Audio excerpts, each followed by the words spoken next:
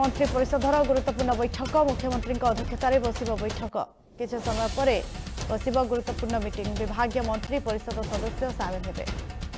उपस्थित रहे सबु विभाग सचिव समस्त विभाग रिपोर्ट उपरे करेंगे अनुध्यान।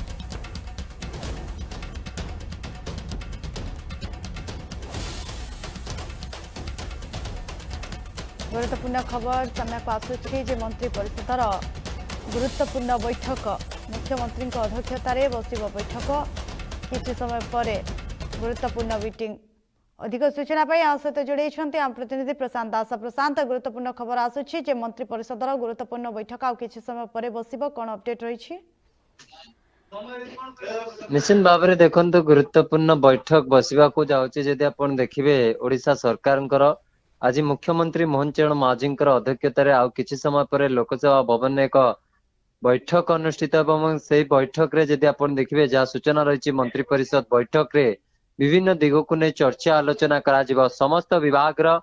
मंत्री परिषद सदस्य माने उपस्थित रहे विभागीय सचिव माने जो माने विभागीय मुख्य रही से उपस्थित रहे एवं विभिन्न दिग को नहीं आलोचना करा समस्त विभाग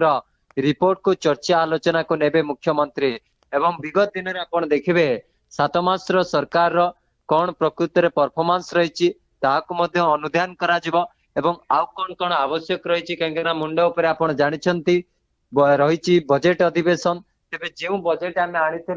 से बजेट गुड़िक केते खर्च करिछि केते बड़का रही चर्चा आलोचना हम समस्त दिग को नहीं जदि आप देखिए गोटे पर गोटे आलोचना करेंगे मुख्यमंत्री मोहन चरण माझी गोटे पर गोटे मंत्री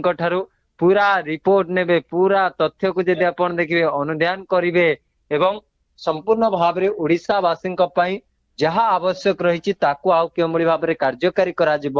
ताकू जदि आप देखिए लक्ष्य रखिंट मुख्यमंत्री एवं से दिगरु एबे जो बैठक सूचना आसी पहुंचुची जहाँ ताजा सूचना आसी पहुंची आउ किछि समय पर जितेबाला मुख्यमंत्री एक सरकारी कार्यक्रम रे गस्तरे अछंती ताहा सारिके आसीबा परे सचिवालय रे पहुंचीबा मात्रे समस्त मंत्री मानक निर्देश जाइछि जे आपण माने आसी उपस्थित रहंतु मुख्यमंत्री बैठक नेबे एवं बैठक रे समस्त मंत्री परिषद रो सदस्य माने मध्ये उपस्थित रहिबार कार्यक्रम रहिछि। एठु स्पष्ट जे पूरा एक्टिव मोड रे सरकार वर्तमान रहिचंती मंत्री परिषद को टेक्निक अनुध्यान करा जाउछि एवं जदि क्योंटी लाकुना भी रोची ताकू मध्य केमोली भाव में पूरण करा जाई परिबो लोकंक पाई उद्देश्य रे कांगरा आपण जानिचंती यार भितरे सरकार जो प्रतिश्रुति देथिले से प्रतिश्रुति को पूरण करबा दिगरे वर्तमान कार्य करूचंती। आपण सुभद्रा कथा कहबे आपण धान एमएसपी कथा कहबे 3100 टंका आपण जो माने हिताधिकारी रहिचंती भत्तार 80 वर्ष रु ऊर्ध्व तथा 80% रु ऊर्ध्व भिन्नक्षम को 3500 टंका कथा कहबे ये जो तमाम प्रक्रिया वर्तमान राज्य रे चली ताकू आउ बळे केमोली भाव में क्रियाशील करहब एवं से बड़ी भाव में आयुष्मान भारत ओडिशा रे कार्यकारी कथा कहतु 1.5 कोटी पाखापाखि परिवार 3 कोटी लोकन को जोड़िबार कथा कहतु एवं विभिन्न राज्य आपण जानिछंती जो बड़ी भाव में ओडिशा प्रति समस्त भितर आकृष्ट बढ़ुची एवं विशेष करी केंद्र सरकार जो फोकस ओडिशा पाई रही ताकू लक्ष्य रखी वर्तमान ओडिशा सरकार कार्य करछन तथा मुख्यमंत्री मोहन चरण माझी टीम पूरा तंकर वार्क को आगु को बढ़ाउछंती। आपण जानिछंती केंद्र फोकस रही सेतिपाई आपण देखिबे बड़ बड़ कार्यक्रम अनुष्ठित होईची ओडिशा रे इजी सम्मेलनी कथा कहबे पीबीडी तथा प्रवासी भारतीय सम्मेलनी कथा कहबे आपण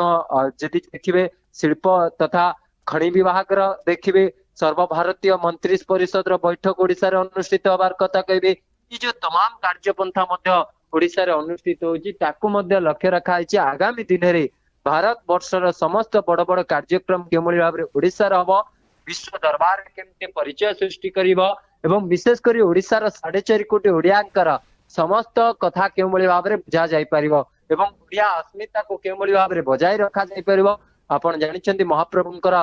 दिगरे मध्य जदि देखिबे सरकार कार्य करिसेंती रत्न भंडार खोलिबा हो कर्पस फंड गठन करा हो चारिद्वार खोलिबा हो विभिन्न दिगो को नहीं एवं जहाँ सब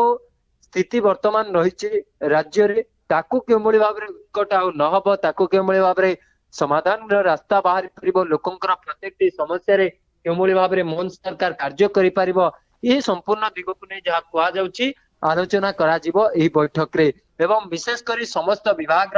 7 मास मध्य कौन सब स्टेटस रिपोर्ट रही अनुधान करेंगे जेहेतु आपण जानते यार भितर संसद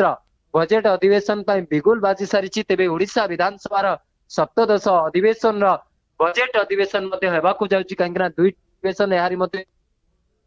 दुईटी अधिवेशन सरी गोटे अतिरिक्त बजेट अधिवेशन गोटे बजेट अधिवेशन एवं पुनर्कालीन बजेट आने को जाउछंती राज्य सरकार एवं ए बजेट टी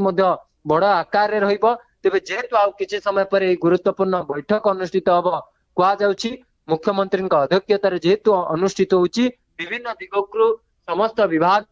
जहाँ भी प्रस्ताव रही से प्रस्ताव गुड़िक मुख्यमंत्री निकट में उपस्थापन करी से प्रस्ताव गुड़िक केमली भाव में कार्यकारी लोकंक उद्दिष्ट लोकंकर प्रत्येक समस्यार समाधान ताको लक्ष्य रखी बैठक गुरुत्वपूर्ण रही।